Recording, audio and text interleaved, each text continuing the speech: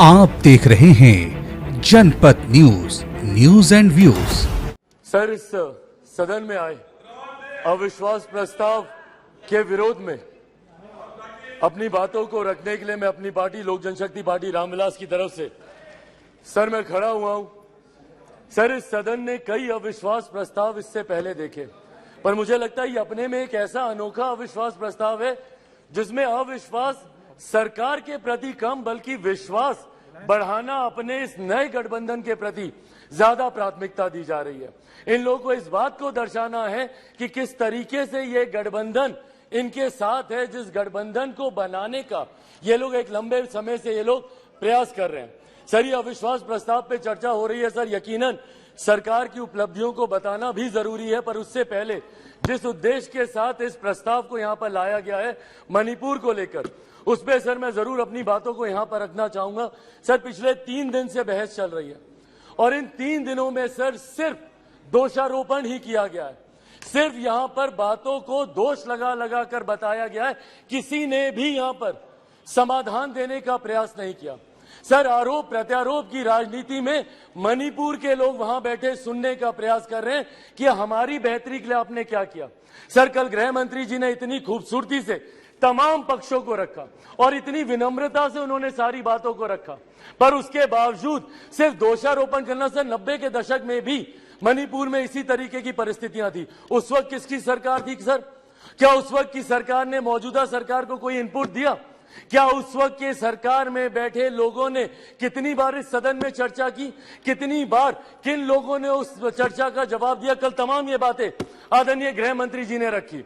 Sir, ये लोग गए थे मणिपुर, बहुत अच्छी बात है, जाना चाहिए ये, पर सर ये कलेक्टिव रिस्पॉन्सिबिलिटी होनी चाहिए, सेलेक्टिव रिस्पॉन्सिबिलिटी नहीं। सर, जो लोग मणिपुर गए थे यही लोग सर बिहार भी गए थे। बिहार में क्यों नहीं ये लोग गए दरभंगा?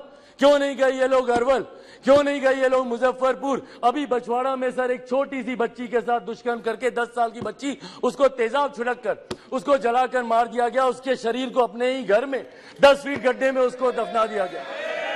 दलित महिला के साथ सर मुजफ्फरपुर में दुष्कर्म करके उसके शरीर को 2 टुकड़ों में काटकर अर्धनग्न व्यवस्था में सर खेत में फेंक दिया गया। क्यों नहीं गए ये लोग वहां पर? अपने गठबंधन को तो मजबूत करने गए, पर क्यों नहीं ऐसे परिवारों से जाकर मिले? तो सर, ये सेलेक्टिव रिस्पॉन्सिबिलिटी जब निभाते हैं, सर हकीकत है देश के किसी भी कोने में किसी भी मां बेटी के साथ ऐसी घटना हो रही है तो वो अक्षम्य है, वो निंदनीय है और उसको कोई बर्दाश्त नहीं कर सकता, और उसमें पूरे सदन को सर एकजुट होना होगा। कल गृह मंत्री जी ने जिस तरीके से अपील की, सर पूरे सदन को इसमें एकजुट होना होगा। इसमें आप आइसोलेट करके नहीं देख सकते कि जहां आपकी सरकार है वहां की घटनाओं को आप छुपाएंगे और जहां दूसरों की सरकार है वहां की घटनाओं को आप उठाएंगे। आपको चर्चा करनी होगी बंगाल पर, चर्चा करनी होगी आपको बिहार पर, चर्चा करनी होगी आपको राजस्थान पर, चर्चा करनी होगी आपको कर्नाटका पर। सर, ये देश एक है सर, आप इसको ऐसे टुकड़ों में बांटकर आप नहीं आइसोलेट करके आप अपने विषयों को उठा सकते। और यही कारण है सर कि देश की जनता का विश्वास हमारे प्रधानमंत्री आदरणीय नरेंद्र मोदी जी पर हर चुनाव के साथ बढ़ता जा रहा है। और वो दिन दूर नहीं सर, 2024 चुनाव सामने है सर। इसी में देख लीजिएगा 2014 से बड़ा जनादेश 18 में यही सारी बातें हो रही थी, यही सारी बातें 18 में की गई थी। 19 में 2014 से बड़ा जनादेश हम लोग को मिला और 24 में इससे बड़ा जनादेश हम लोग लेकर आएंगे। मैं बिहारी हूं सर, बिहार से कम मैं विश्वास दिलाता हूं 40 की 40 सीटें हमारा एनडीए गठबंधन जीत कर आएगा, इसमें कहीं कोई शंका नहीं है। मैं जमुई का प्रतिनिधित्व करता हूं सर।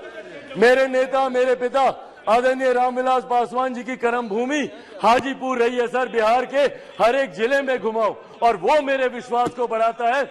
आज बिहार के युवा, देश भर के युवा सर देश को दुनिया की तीसरी सबसे बड़ी अर्थव्यवस्था बनते हुए देखना चाहते हैं। 2047 में हमारे देश को एक विकसित देश के तौर पर देखना चाहते हैं, और इस सपने को कोई पूरा कर सकता है तो वो सिर्फ और सिर्फ हमारे आज के प्रधानमंत्री आदरणीय नरेंद्र मोदी जी ही पूरा कर सकते हैं। इसीलिए सर मैं अपनी पार्टी की तरफ से जहां बिल्कुल हराएंगे नीतीश जी को वैसे भी बिहार की जनता नकार चुकी है। 2020 के परिणाम दिखाते हैं, तीसरे नंबर की पार्टी बन गए, आधे से ज्यादा प्रत्याशी उनके चुनाव हार गए। तो जिनको बिहार की जनता ने रिजेक्ट कर दिया, देश की जनता उनको कैसे अपनाएगी, ये बहुत बड़ा सपना दिन में ये देख रहे हैं। इसी के साथ साथ मैं इस सदन में आए इस अविश्वास प्रस्ताव के विरोध में अपनी बातों को रखते हुए लोक जनशक्ति पार्टी रामविलास पूर्ण समर्थन हमारी एनडीए की सरकार, हमारे मौजूदा प्रधानमंत्री आदरणीय नरेंद्र मोदी जी को देती है। बहुत बहुत धन्यवाद सर। श्रीमती लॉकेट।